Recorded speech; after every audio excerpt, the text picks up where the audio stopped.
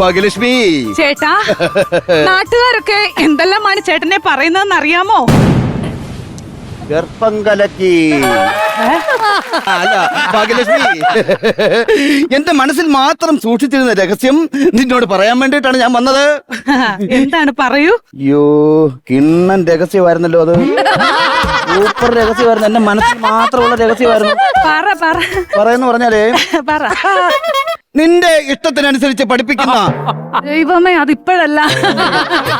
റിഹേഴ്സലിന് വിളിക്കുമ്പം ration കടയുടെ അവിടെ പോയി വായി നോക്കി ഇരുന്ന ഇങ്ങനെയാണോ അനുഭവിക്കുന്നേ? ഞാൻ പറയാം. നമ്മുടെ മകനെ ഡൽഹിയിൽ നിന്നും പോലീസ് അറസ്റ്റ് ചെയ്യാൻ വരുന്നു എന്ന ഇന്റലിജൻസ് റിപ്പോർട്ട് അല്ലേ ചേട്ടൻ രഹസ്യമാക്കി മാറ്റി വെച്ചിരുന്നത്? ഞാൻ മനസ്സിൽ കരുതുന്ന രഹസ്യം എന്നെക്കാട്ടി സൂപ്പറായിട്ട് നീ പറഞ്ഞു. അയ്യോ, അതിനെന്താ കിടന്ന് കരയുന്നത്?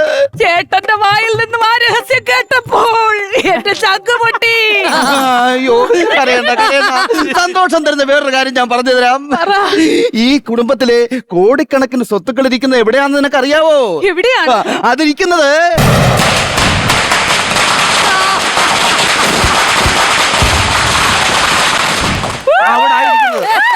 എവിടെ? ഒരു കണക്കിനാ പുല്ല് പറഞ്ഞു പറയാൻ സൗകര്യമില്ല. ഡയലോഗ് പഠിച്ചില്ലല്ലയോ?